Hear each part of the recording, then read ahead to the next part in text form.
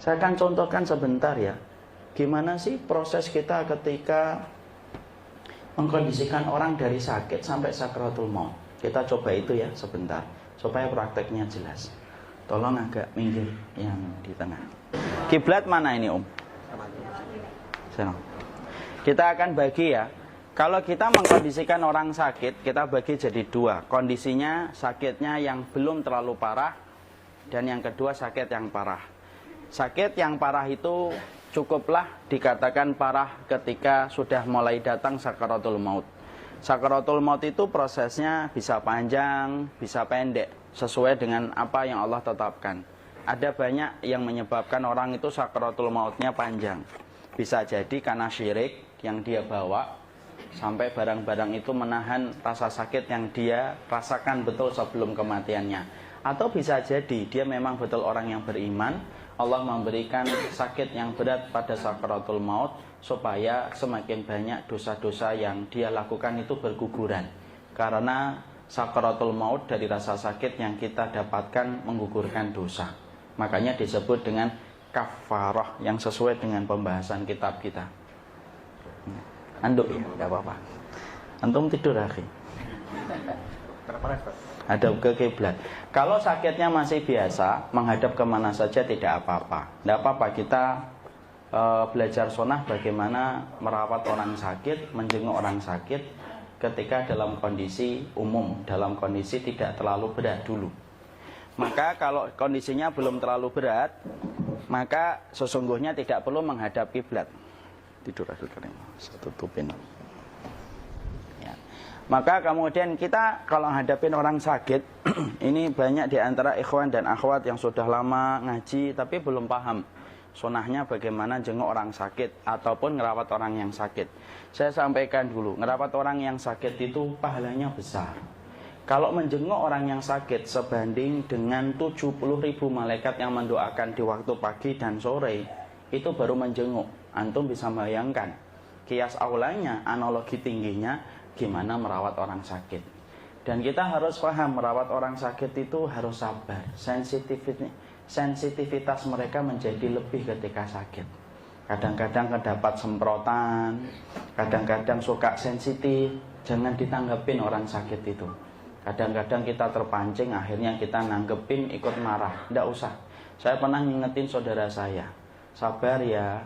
Kemudian dijawab, sabar. Udah tahu kalau sabar. Ya sudah. Masa saya ngomong ya cepat mati kan nggak mungkin kan? Kan ngomongnya sabar. Ya sudah, tidak apa-apa. Makanya di situ kita harus bersabar. Maka ketika kita menjenguk orang yang sakit, maka pahami. Tidak apa-apa. Maka kalau kita menjenguk orang sakit, maka sesungguhnya sunnahnya adalah yang pertama kali berwudu kalau mampu. Berwudu, kita berwudu karena sesungguhnya Rasulullah dengan Abu Bakar pernah menjenguk Jabir. Pernah menjenguk Jabir ketika Jabir sakit panas tinggi. Maka Rasulullah datang menjenguknya. Sembari Rasulullah SAW berwudu, lalu kemudian Abu Bakar berwudu. Maka kalau sudah berwudu, disunahkan mencipratkan bekas air wudu kita kepada orang yang sakit atau mengusapkan ke bagian orang yang sakit. Jadi wudu nih misalkan, maka kemudian cipratkan. Maaf Pak. Maka diusapkan, diginikan, atau dicipratkan. Tapi usahakan ya sama orang yang sudah paham dan sudah ngaji. Kalau tiba-tiba dia belum ngaji, nanti bisa bangkit itu dari tidurnya. Jadi akan terjadi pertumpahan darah. Jadi tidak usah. Jadi kalau kemudian kita sudah paham nih beliau orang ngaji misalkan, saya wudhu ya saya cipratkan, ya Ustaz, cipratkan dia, diusapkan gitu, ke sini. Itu sunahnya, karena itu merupakan barokah dari air wudhu yang kita cipratkan. Lalu kemudian kalau yang datang banyak, tidak usah semuanya nyipratin. Cukup diwakili satu saja, ya kan? Saya pernah dulu sakit itu ada jamaah 15. Kita wudhu semua ya Ustaz, enggak usah, satu aja, enggak usah banyak, satu aja. Maka kalau kita kemudian datang orang sakit, disunahkan memegang tubuhnya, ya, karena Rasulullah itu memegang tubuh orang yang sakit. Dan secara psikologi memberikan ketenangan dan efek kedamaian. Coba kalau kita jenguk orang sakit dari jauh, gimana kabarnya? Udah berapa hari? Tidak enak kedengarannya dan tidak enak dilihatnya. Maka deketin kalau memang bisa untuk dipeluk, dipegang gitu. Ini sunnahnya. Lalu kemudian disunahkan untuk membacakan surat-surat Al-Quran. Karena sesungguhnya Al-Quran itu memang dibacakan kepada yang sakit. Tidak usah marah kalau dibacain ayat-ayat Al-Quran. Memang saya mau mati loh, ya kita kan mau mati. Dan memang Quran itu dibacakan untuk menjadi petunjuk dan manfaat bagi orang yang hidup. Sekarang malah kebalikan, meninggal dunia baru dibacain Quran. Yang benar itu dibacakan ketika masih hidup, dibacakan Al-Ikhlas, Al-Falaq, An-Nas. Kemudian kita mendoakannya As'alullahal azim, Rabbal Arsyil azim, ayyashfiyak 7 kali. As'alullahal azim, aku meminta kepada Allah yang agung, menguasai arsy yang agung supaya menyembuhkan penyakitmu. Diulang-ulang 7 kali karena memang angka 7 itu memiliki hikmah yang banyak. Kemudian disunahkan bagi kita kalau dia tidak mampu, maka kemudian kita membacakan 3 surat. Kalau dia tangannya lemas, maka kita membacakan 3 surat itu. Jazakallahu khair, Pak. Maka kita bacakan Qul huwallahu ahad, Allahus samad, lam yalid walam yulad walam yakul lahu kufuwan ahad. Qul a'udzu birabbil falaq, Qul a'udzu birabbin nas. Masing-masing 3 kali. Kalau kemudian dia lemas, kemudian kita tiupkan. Kemudian kita usapkan ke bagian tubuh yang sakit, kemana yang dia sakit gitu. Sembari kemudian kita di sampingnya, kemudian kita membacakan Quran karena memberikan ketenangan. Kenapa? Sakit itu salah satu waktu yang banyak setan itu datang, Pak. Makanya banyak orang yang hilang sabarnya ketika sakit, karakternya jadi berubah total kalau sakit. Banyak kan orang yang dulunya sabar tiba-tiba sakit jadi tidak sabar, karena memang banyak setan itu datang dalam 2 waktu. Salah satunya ketika dia sakit dan ketika sakaratul maut.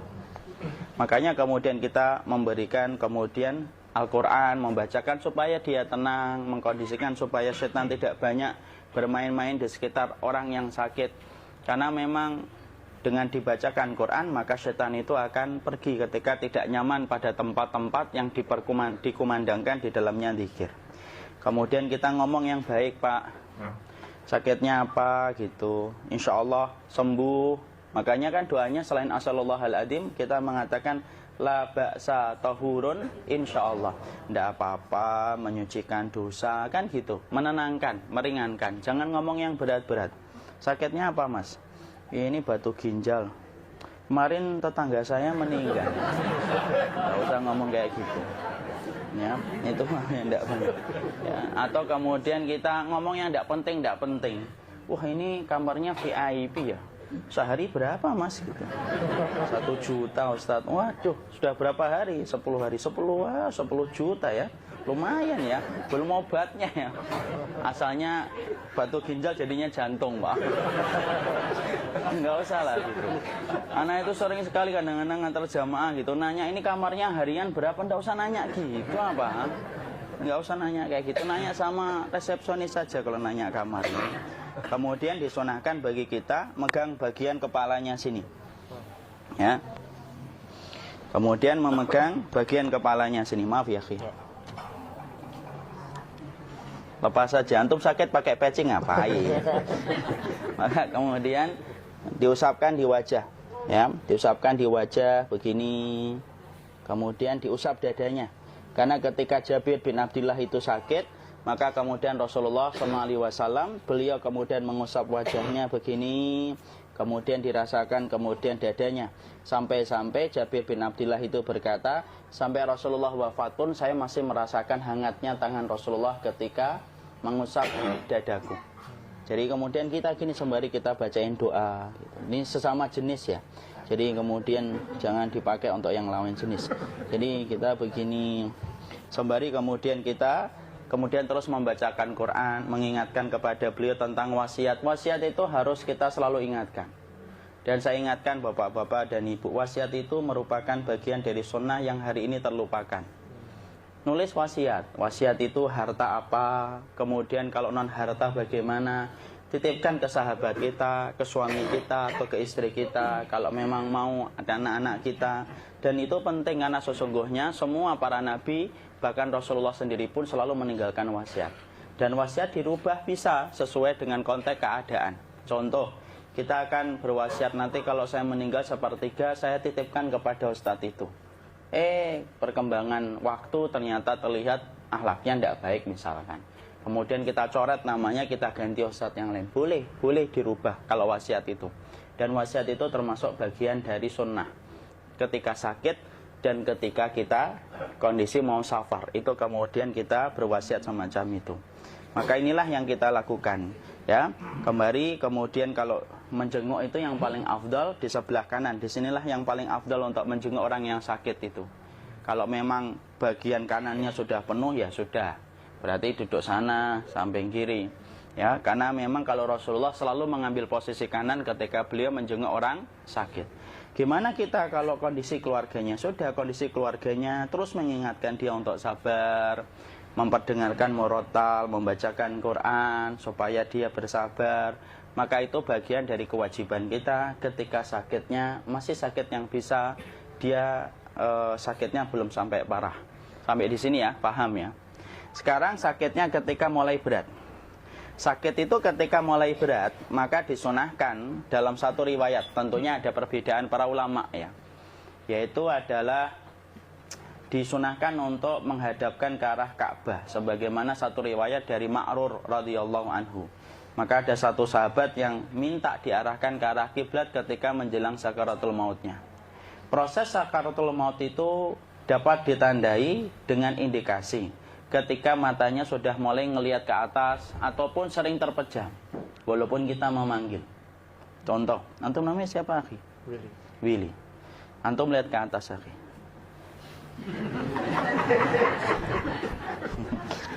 Saya panggil Pak Willy gitu, dia diam aja. Atau kemudian ketika kita panggil malah memejamkan mata.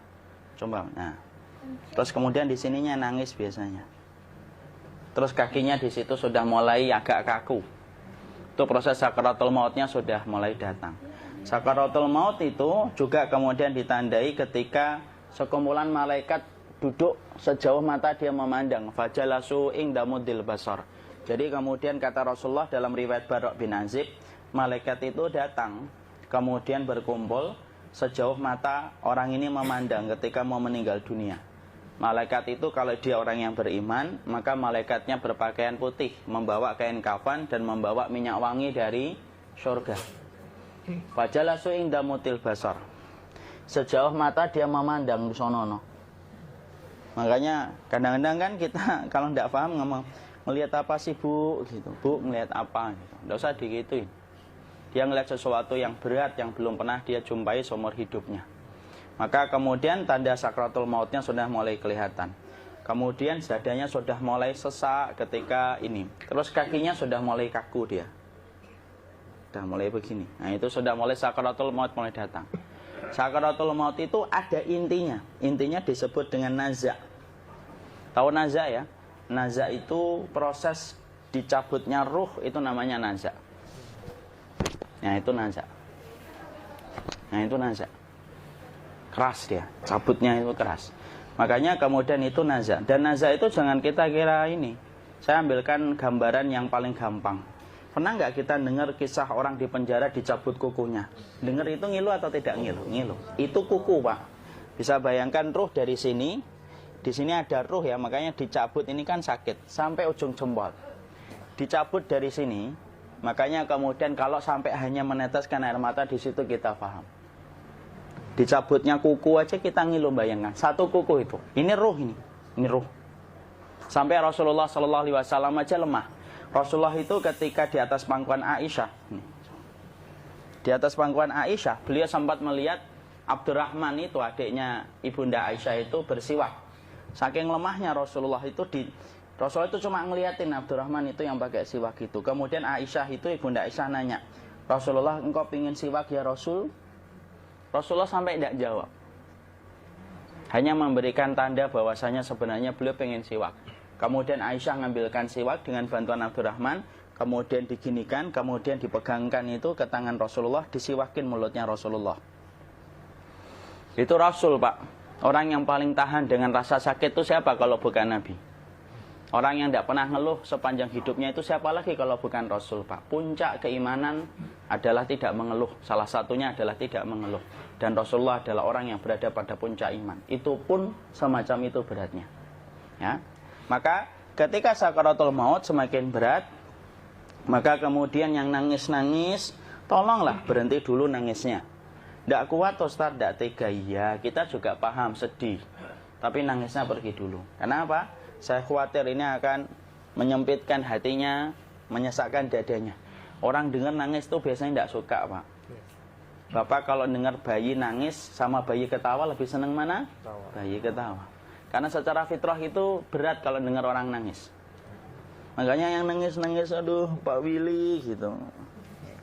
Nanti ajalah pergi dulu. Dan ngomong jangan ngomong yang baik, jangan ngomong kecuali yang baik. Ya Allah, nanti ini susah ini matinya, itu susah matinya. Karena Rasulullah SAW itu mengatakan, fala taqulu ilal khair, fa innal malaikata yu'minuna ala ma taqulun. Kalau ngomong itu mbok ngomong yang baik gitu loh. Malaikat itu ngaminkan apapun yang kalian ucapkan, dan itu dalam konteks ketika Rasulullah mengingatkan ketika sedang berada dengan orang yang akan meninggal dunia. Malaikat lagi banyak-banyaknya, Pak, cuma kita tidak ngerasa. Maka kemudian ketika sudah masanya, maka kemudian malaikat mau turun, set, kemudian duduk di sini, di atas kepalanya. Makanya dicabut dari sini. Mungkin ada yang berkata, emang semuanya ngerasain sakaratul maut, Ustaz? Iya. Gimana orang yang tidur? Gimana orang yang tertabrak langsung meninggal dunia? Kita saja yang ngerasa tidak sakaratul maut, tapi sebenarnya sakaratul maut. Gambarannya gampang. Pernah ketindih atau tidak pernah ketindih? Pernah ketindih. Kalau kita ketindih, Mas Willy ngerasain berat atau enggak? Berat. Tapi kemudian orang di sekitar kita ngerasanya kita tidur biasa atau tidak tidur biasa? Tidur biasa. Padahal kita gitu. Itu langsung orang di samping kita baru nanya, kamu kenapa? Kita ketindih hebat itu orang di sekitar kita tuh enggak ngerasa apa-apa, ngerasanya tidur biasa, padahal kita ketindih itu baru ketindih. Jadi jangan kemudian kita mengatakan bahwasanya orang kau tabrakan, ketabrak truk gitu, tidak ada sakaratul mautnya, Ustaz. Kok tidak ada sakaratul maut itu loh? Adalah sakaratul maut, cuma matamu, perasaanmu tidak mampu menjangkau peristiwa sakaratul maut orang lain, karena itu perkara gaib sampai nanti kita yang merasakan sendiri. Ya, maka malaikat maut turun ke sini. Makanya ketika sakaratul maut sudah datang, maka yang baca Quran hentikan. Kenapa? Oh, memang gitu. Ya. Jangan semakin kenceng. Ayo Pak, insya Allah Pak, gitu. Al-Baqarah Pak, Al-Baqarah Pak. Al-Kahfi, Al-Kahfi. Enggak lah. Yang baca Quran berhenti dulu. Kemudian digantikan dengan kita mentalkin. Antum agak ke sana dikit. Masya Allah ya. Orang yang meninggalnya kooperatif ini.